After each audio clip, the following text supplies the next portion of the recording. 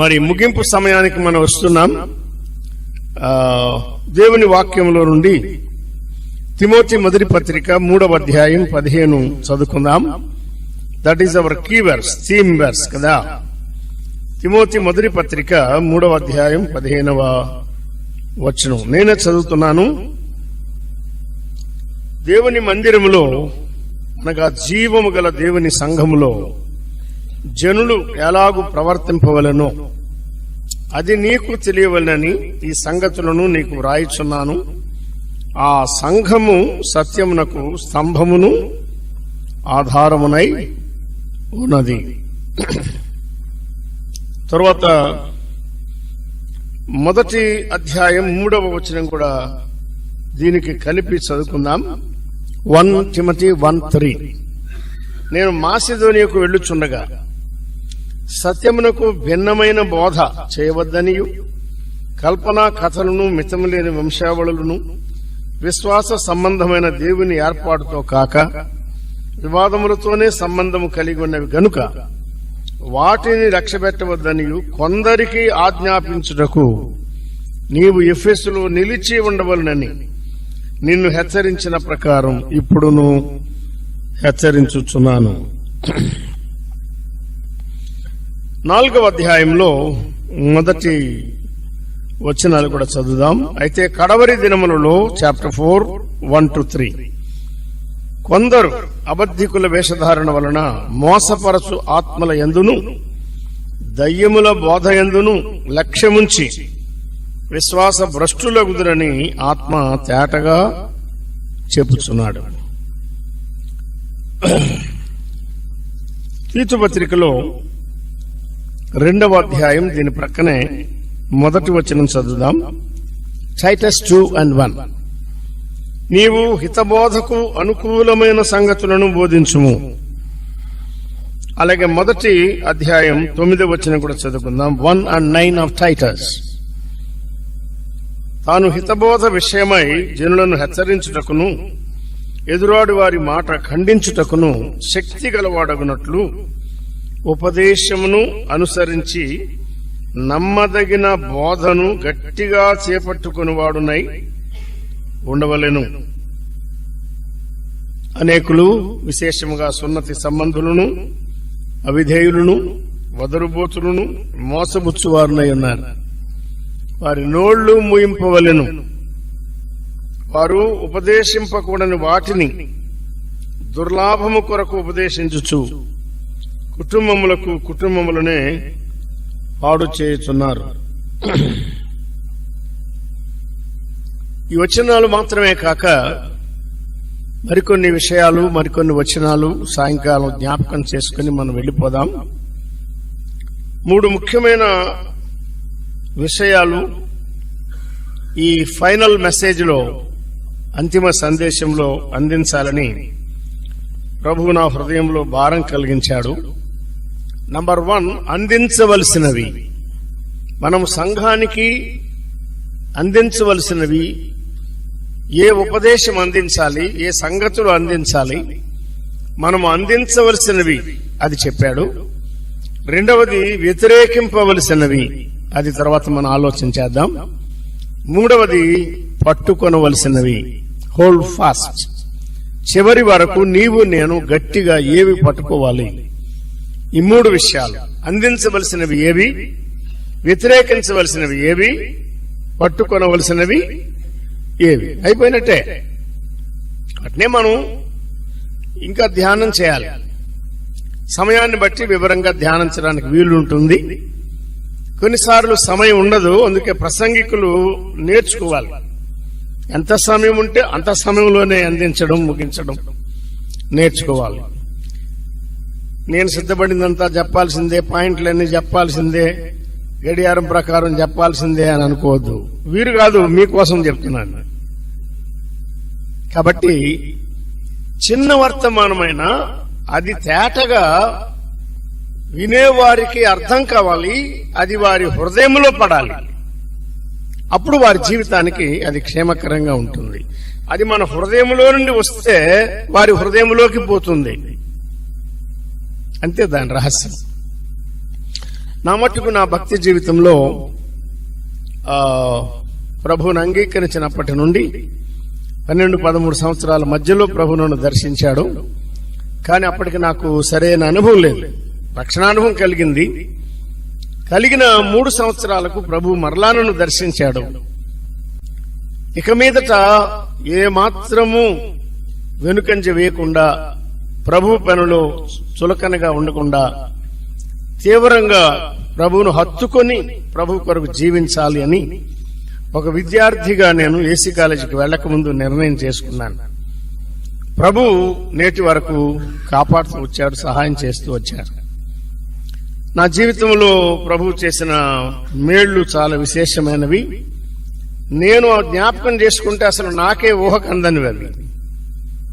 At the age of 17, the Lord gave the privilege of sharing His word in public meetings. నేను రక్షింపబడిన తర్వాత మా స్థానిక సంఘంలో బహిరంగ సభలలో దేవుని వాక్యాన్ని అందించే కృపను ప్రభు నాకు ఇచ్చాడు. అప్పటి నుండి ఇప్పటి వరకు ఏటేటా వాక్య పరిచయలో నడిపిస్తూ వచ్చారు. కానీ దేవుని వాక్యం పూర్తిగా తెలుసు, గ్రహించాను అని మాత్రం నేను చెప్పలేను. అయితే ఈ 66 గ్రంథాల్లో ముఖ్యంగా it's not water, it is this. ముఖ్యంగా తిమోతి మొదటి పత్రిక, తిమోతి 2వ పత్రిక నన్ను తాకి, నన్ను స్థిరపరచినవి, నన్ను బలపరచినవి. కనుక మీ ఇక్కడున్న యవనస్తులకు కూడా నేను ప్రోత్సాహకరంగా చెప్తున్నాను. తీతు పత్రిక, ఫిలిమోను పత్రిక, బైబిల్ అంతా అవసరమైందే. కానీ ప్రత్యేకంగా ఆ పత్రికలలో ఉన్న విషయాలు అప్పటిలో నా వయసును బట్టి, నా పరిస్థితులను బట్టి ప్రభు నన్ను ఆదరించాడు, విశ్వాస జీవితంలో స్థిరపరిచి నడిపించాడు. ఆ పత్రికలలో ఎన్నిసార్లు, ఎన్ని సంవత్సరాలు, ఎన్ని స్థలాల్లో ఎన్ని వర్తమానాలు ప్రవహించాడో నాకే తెలియదు. నేను ఎక్కువ అవుట్లైన్స్ తయారు చేయను, ఇటువంటి కాన్ఫరెన్స్ కాబట్టి కొంచెం కష్టపడ్డా అంతే. అప్పటికప్పుడు ప్రభు ఇచ్చేటువంటి వర్తమానం అది సహాయకరంగా ఉంటుంది. నా బలహీనత ఎరిగి ప్రభు ఇంతవరకు నమ్మకంగా ఆదుకుంటూ వచ్చాడంతే. వాక్యం చదువుతూనే ఉంటాను, ప్రార్థన చేస్తాను, ధ్యానం చేస్తాను, కానీ వర్తమానం నాకు చివరి నిమిషాల్లో ప్రభు ఇస్తాడు. ప్రార్థన చేయండి, ఇక చాలు, చాలా సంవత్సరాలు ప్రభువును సేవించాం, ఇంకా వాడబడాలని మీరు ప్రార్థన చేయకండి, మా ఊరు రండి అని అసలు కోరకండి. ఉన్నవారు చాలా మంది ఉన్నారు, ఉన్నవారిని వాడుకోండి, ఉన్నంతకాలం ఉండేటట్టుగా చూడండి బాబు, అంతకన్నా మీరు చేయగల సహాయం ఏం లేదు. మనం ఏం అందించాలి? పౌలు తిమోతికి పత్రిక రాస్తూ ఈ పత్రికలో ఉన్న 6 అధ్యాయాల్లో 7 క్రమాలు నిన్న మనం జ్ఞాపకం చేసుకున్నాం కదా. సువార్త క్రమం, ఉపదేశ క్రమం 1వ అధ్యాయం, ప్రార్థన క్రమం 2వ అధ్యాయం, నాయకత్వ క్రమం అంటే అధ్యక్షులు, పరిచారకురాండ్రు, అధ్యక్షులు, వారి భార్యలు. అసలు సిస్టర్స్ లేకపోతే ఇది కంప్లీట్ కాదు. అసలు సహకరించాల్సింది వారే, వినాల్సింది వారే. ఇక్కడికే ఎంత ఖర్చు అయితే, ఇక్కడికే ఎంత కష్టం అయితే, ఇక వారు కూడా ఉంటే ఇంకెంత కష్టం అని మన వారు కొంచెం ఆఫ్ చేశారు అంతే. ఆ తర్వాత maybe in the Lord's will have a large gathering including sisters. Sisters వినవలసిన విషయాలు ఉన్నాయి, ముఖ్యంగా వాక్యం చెప్పే వారి భార్యలు, నడిపించే వారి భార్యలు, పెద్దల భార్యలు, పరిచారకుల భార్యలు, సండే స్కూల్ టీచర్స్ భార్యలు కదా. సహోదరులు సహోదరులు కలవకపోతే కుటుంబంలో పరిచర్య జరగదు, ఆతిథ్యం ఇవ్వలేం, ఖర్చు పెట్టలేం, చాలా విషయాలకు ఇబ్బందిగా ఉంటుంది. మన మధ్య కొందరు సహోదరులు ఉన్నారు, ఇంటిలో చేర్చుకుని ఎంతో పరిచర్య చేయాలని ఆశ ఉంది, కానీ ఇంటిలో సహకారం లేక చేయలేకపోతున్నారు. ప్రభుకు తెలుసు. కాబట్టి అందరం తెలుసుకోవాల్సిన విషయాలు. అందుకే ఇక్కడ ఏం చెప్పాడంటే, ఈ విషయాలు ఆలస్యం కాకుండా నీవు సంఘానికి అందించాలి అన్నాడు. ఐ చార్జ్ యు, నేను ఆనతిగా చెప్తున్నాను, ఆజ్ఞాపూర్వకంగా చెప్తున్నాను, ఇవి నీవు చులకనగా తీసుకోవద్దు. సంఘమంతటికీ నీవు తెలియచేయాలి, నీవు తెలుసుకోవాలి, నీవు తెలియచేయాలి. ఎవరికి? దేవుని సంఘములో ఉన్న జనులు అందరికీ అన్నాడు. పురుషులున్నారు, స్త్రీలున్నారు, యవనస్తులున్నారు, వృద్ధులున్నారు, చిన్నపిల్లలున్నారు, యజమానులున్నారు, దాసులున్నారు, ధనవంతులున్నారు, పేదలున్నారు, ఎన్నో తరగతుల వారు ఉన్నారు. భిన్నమైన బోధ చేసేవారు కూడా ఉన్నారు అదే సంఘములో, ఎఫెసు సంఘములో. చూశారా? ఆ దినాల్లోనే మరి పౌలు ఏం చేస్తున్నాడంటే పై పైన చెప్పి దాటిపోవడం లేదు. ఆయన పై పైన చెప్పి దాటిపోవడం లేదు. It was not a fancy message or ministry, very frank, fearless ministry in the fear of the Lord. ప్రభు యొక్క భయముతో రాస్తున్నాడు ఈ విషయాలు. తిమోతి హృదయములో పడిపోయినాయి ఈ సత్యాలు. ఆజ్ఞాపించాడు, ఆజ్ఞాపూర్వకంగా రాశాడు. ఆజ్ఞాపించుము అన్నాడు, వివరించుము అన్నాడు, హెచ్చరించుము అన్నాడు. ఈ సంగతులు వారికి జ్ఞాపకము చేయుము అన్నాడు, జాగ్రత్త చేయుము అన్నాడు. ఇలా ఎన్నో విషయాలు చెప్పాడు 2 పత్రికలు. సంఘం చాలా గొప్ప అంశం. ధ్యానించండి. సంవత్సరాలు ధ్యానించిన దాని ధ్యానాలు పూర్తి కావు.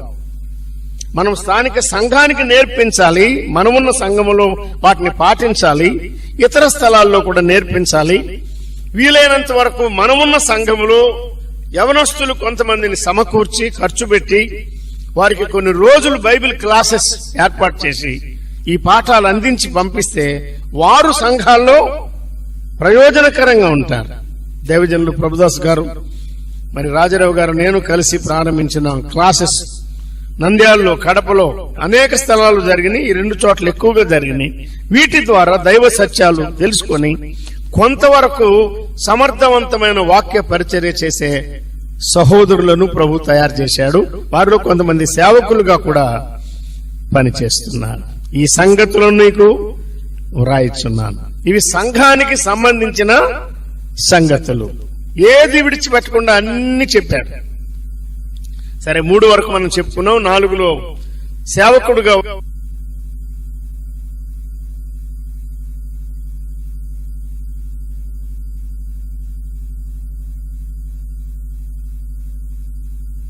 క్రమం ఆయన చెప్పాడు.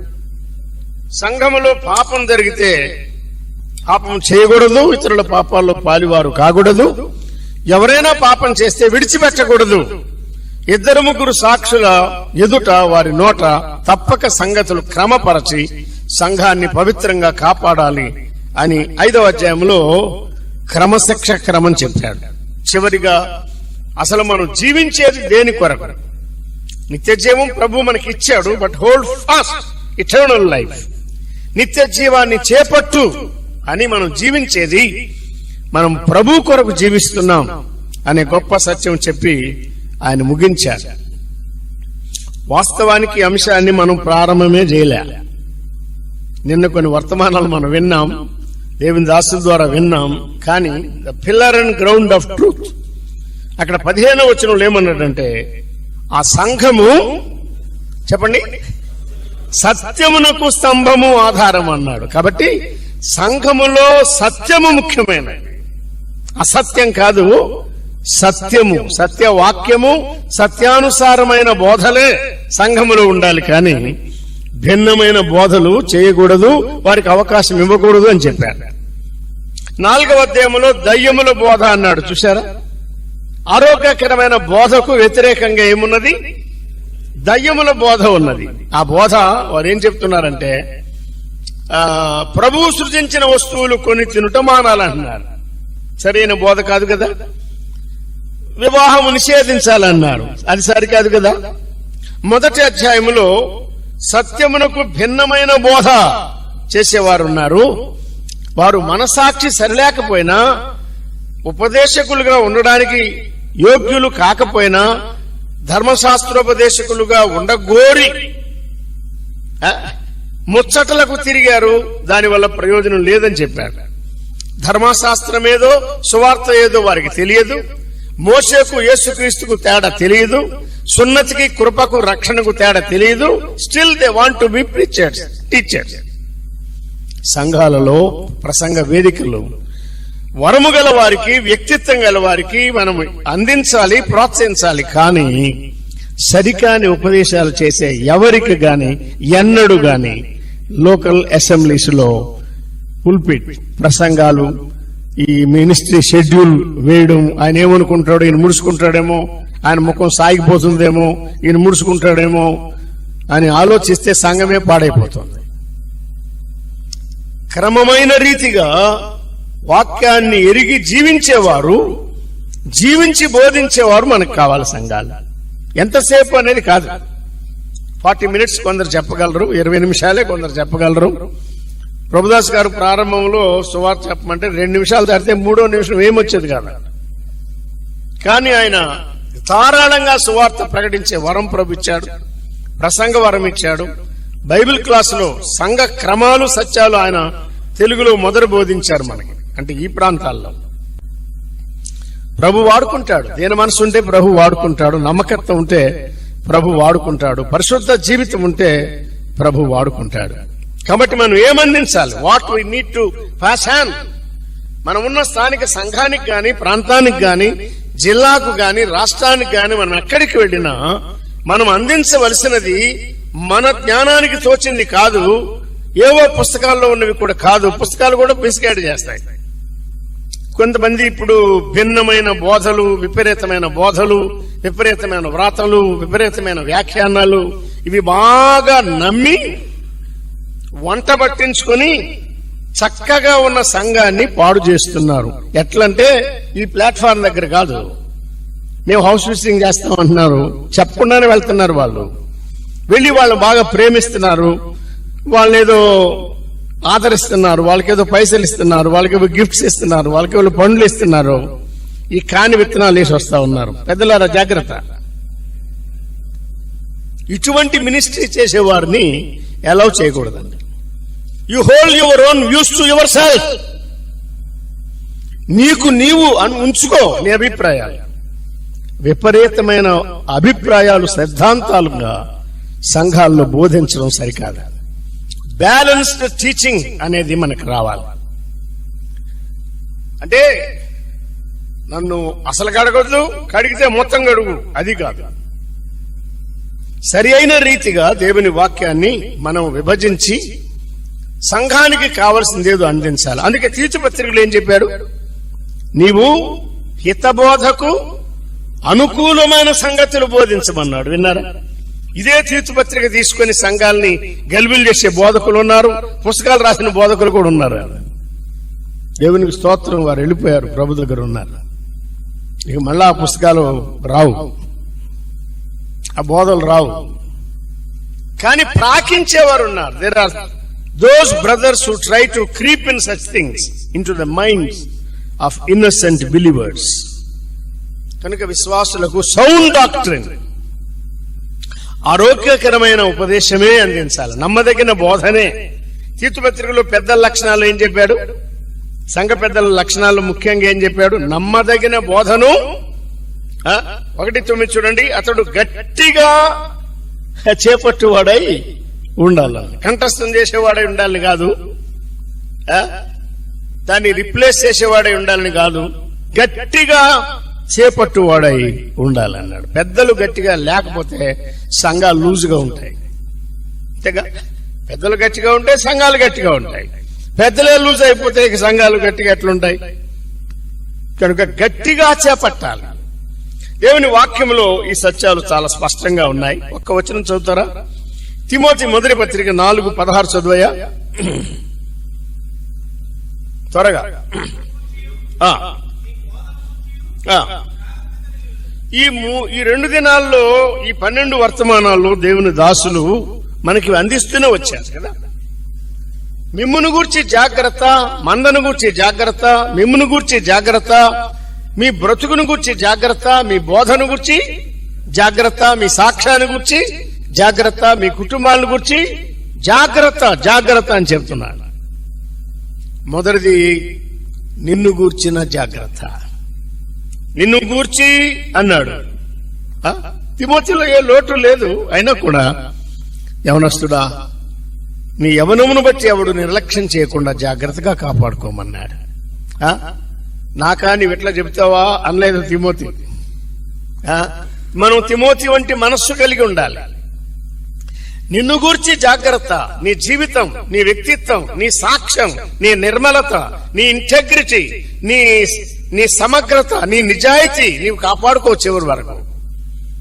ఎంతమంది నీ మీద అపనందలు వేసినా ఏది నిలబడదు. నువ్వు అధైర్యపడనక్కర్లేదు. జస్టిస్ అసెంబ్లీ గారు చెప్పేవాడు, Shyambabu take no second thought అనేవాడు ఆయన. అటువంటి సందర్భాల్లో టేక్ నో సెకండ్ థాట్, అసలు రెండోసారి దాని గురించి ఆలోచన చేయదు. దైవ భయం కలిగి జీవిస్తే మనల్ని గురించి ఎవరు చెడుమాట ఏది చెప్పినా అది నిలబడదు. ప్రభు భయం కలిగి ప్రభు మహిమ కొరకై మనం సాగిపోదాం. మొదటిది నిన్ను గూర్చి జాగ్రత్త. రెండవది నీ బోధను గురించి జాగ్రత్త అన్నాడు. ఎందుకు? బోధ అనేది ఎంత అవసరమో, ఎంత ప్రయోజనమో అంత ప్రమాదం. సరికాని బోధ సంఘానికి ఇస్తే పులిపిండి కొంచెమైనా ముద్దంతా పాడు చేస్తుంది. గనుక వినేవారు ఈ ఉపదేశించే సంగతులు వాక్యానుసారంగా ఉన్నవా లేవా అని బాగా ఆలోచన చేయాలి. ఒకవేళ దానికి భిన్నంగా ఎవరైనా బోధిస్తే వారిని హెచ్చరిక చేయాలి. యవనస్తులైతే, తెలియని వారైతే హెచ్చరిక చేయాలి, నేర్పించాలి, అవకాశాలు ఇవ్వాలి. దిద్దుకుంటారు, తెలుసుకుంటారు. మనమందరం ఒకేసారి పరిపూర్ణం కాదు. క్రమక్రమంగా ఎదగడానికి ప్రభు మనకి సహాయం చేస్తున్నాడు. ఉపదేశింపకూడని వాటిని ఉపదేశిస్తున్నారు అన్నాడు క్రేతు ద్వీపములో. విన్నారా? ఉపదేశింపకూడని వాటిని ఉపదేశిస్తున్నారన్నాడు. ఇవన్నీ ఎక్కువ ఎండ్లలో జరుగుతాయి.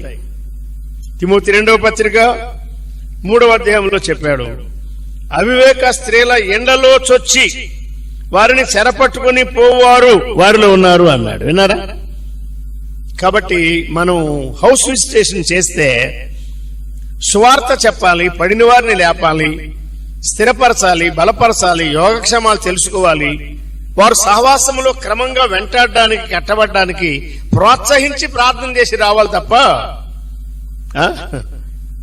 వ్యర్థమైనవి, వారి విశ్వాసాన్ని పాడు చేసే మాటలు ఎన్నడూ చెప్పకూడదు. ఉపదేశింపకూడని వాటిని ఉపదేశింపకూడదు అని చెప్తున్నాడు. జాగ్రత్త.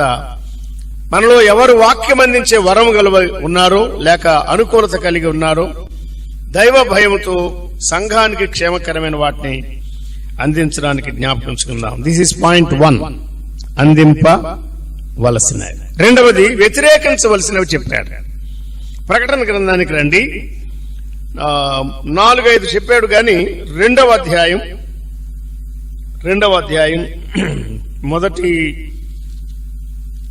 అంటే 14వ వచనం చదువుకుందాం. ప్రకటన గ్రంథం 2వ అధ్యాయం 14 చదివే.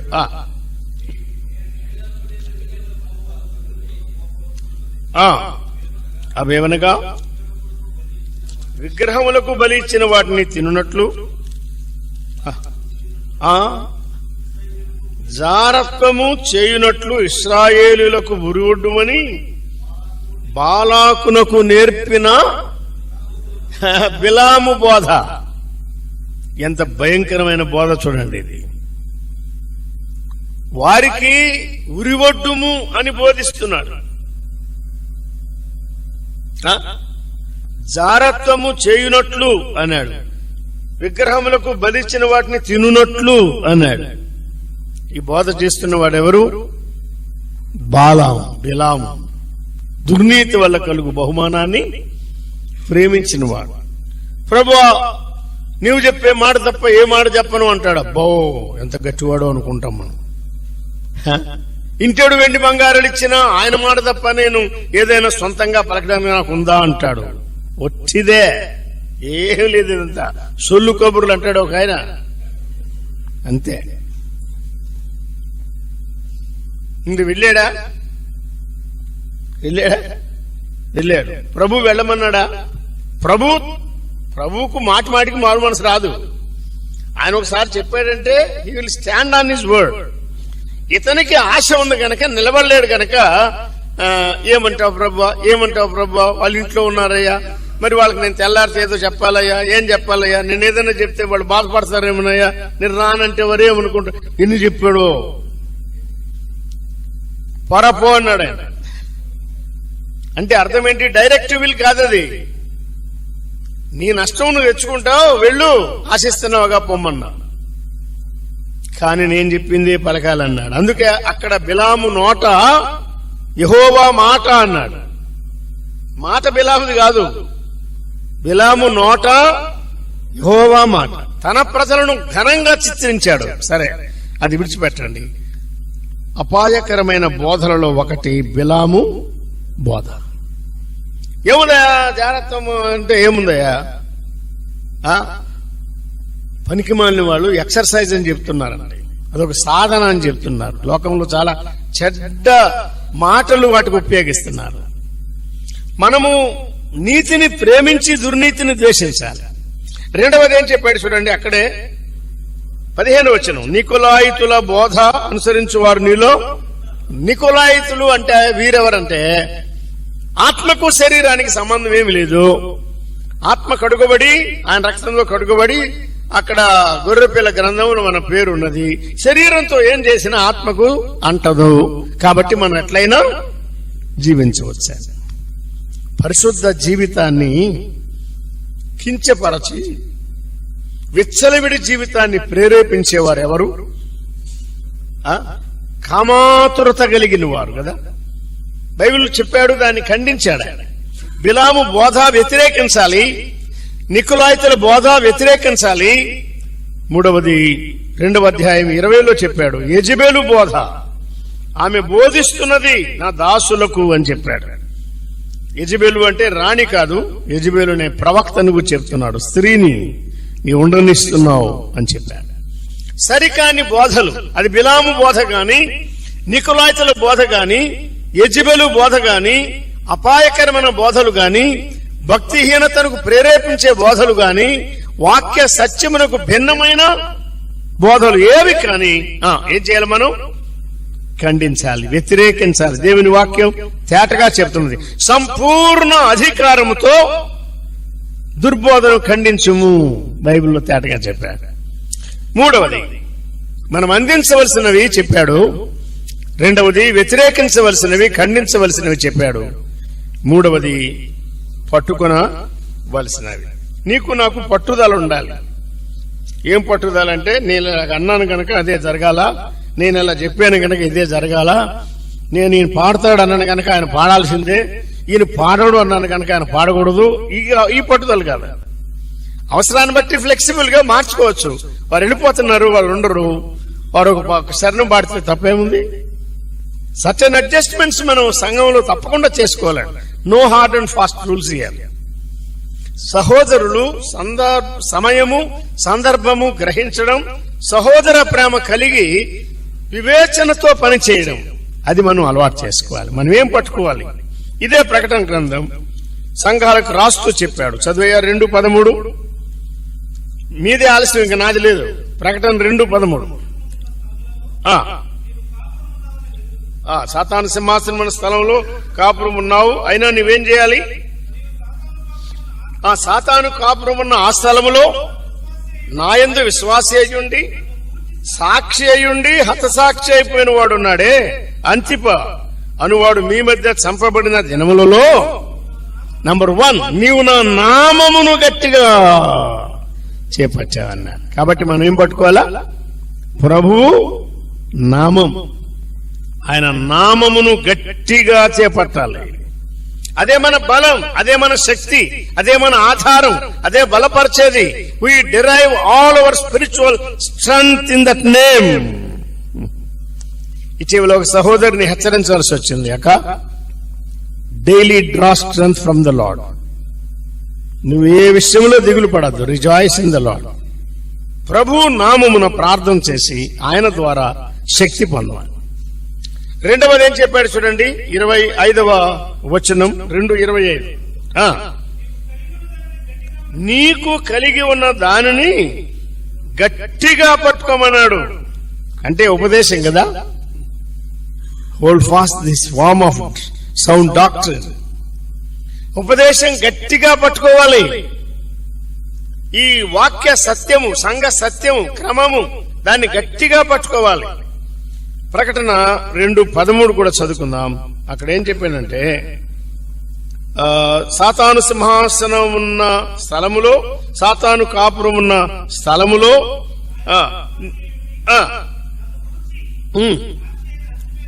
నన్ను గూర్చి సాక్షి అయిన అంతిపా అనువాడు మీ మధ్యను అంత సాక్షి కూడా అయిపోయాడు. చంపబడిన దినములలో 1 నీవు నా నామాన్ని పట్టుకున్నావు, 2 నా ఉపదేశాన్ని పట్టుకున్నావు, 3 విశ్వాసమును విసర్జింపలేదు అన్నాడు.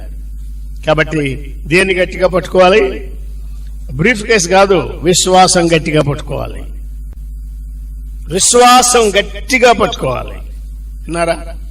చివరిగా 3వ అధ్యాయం 11 చదువుకుందాం. నేను త్వరగా వెళ్తున్నాను అన్నారు ఇప్పుడు మనం, అంతే కదా? ఎప్పుడు పోదామా అని ఉన్నారు, రెడీగా ఉన్నారు. చెప్పులు బయట పెట్టమన్నారు కనుక పెట్టారు. వెళ్ళిపోదాం, కానీ కలిగినది గట్టిగా పట్టుకోమంటున్నాడు ఆయన. ఈ 2 దినాల్లో ప్రవచించిన వర్క్షాప్స్ ద్వారా, సలహాల ద్వారా, ప్రకటనల ద్వారా, పాటల ద్వారా, ప్రార్థనల ద్వారా, సహవాసం ద్వారా ఆయన ఏవేవి మనకిచ్చాడో, ఏవేవి మనం పొందుకున్నామో, మనం రిసీవ్ చేసుకున్నామో, మీరు కలిగి ఉన్న వాటిని, మీరు పొందిన వాటిని గట్టిగా పట్టుకోండి. అప్పుడు మీ కిరీటం మీకే, మీ బహుమానం మీకే, మీ జీతం మీకే, మరెవరికి. నీది వేరే వారికి పోదు, నీది నీకే, నాది నాకే ఉండాలి. అది స్వార్థం కాదు, ఆత్మ సంబంధమైన పౌరుషం. తలలు వంచండి, ప్రార్థన చేద్దాం. కృపగల మా ప్రియ ప్రభువా, అల్పులము, వ్యర్థులము, నిష్ప్రయోజకులం, కనికరించారు, మీ వాక్య వెలుగునిచ్చారు, వాడుకున్నారు. విత్తబడిన వాక్యమును ఫలింపచేయండి, ఈ సమాధానంతో పంపించుమని, భారము భరించి కష్టపడి ఖర్చు పెట్టి నిద్రాహారాలు కూడా మానుకొని కొంత సౌకర్యాన్ని దూరం చేసుకుని త్యాగము చేసిన సహోదరులకు న్యాయమైన ఫలము అనుగ్రహించుమని, అన్నిటిలో మా ప్రభు అయిన క్రీస్తు యేసును హెచ్చిస్తూ సంఘాలు మీవి, మీరే కాపాడుదురని క్రీస్తు యేసు ఘనమైన నామమున స్తుతించి వేడుకొనుచున్నాం తండ్రి. Thank you very much once again for the privilege you gave me.